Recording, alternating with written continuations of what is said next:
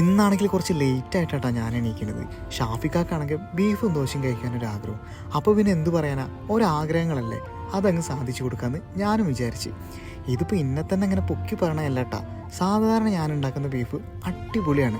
ഇന്നാണെങ്കിൽ ഒരു ചേഞ്ച് ആവാമെന്ന് വിചാരിച്ച് അങ്ങനെ ഞാൻ യൂട്യൂബ് പോയി നോക്കിയപ്പോൾ 2 മില്യൺ വ്യൂസും ഒരുപാട് നല്ല കമൻറ്റുകളുള്ള ഒരു അടിപൊളി വീഡിയോ കണ്ടുവിട്ടാ. എന്നാൽ പിന്നെ ഇത് ട്രൈ ചെയ്തിട്ട് തന്നെ ബാക്കി കാര്യം.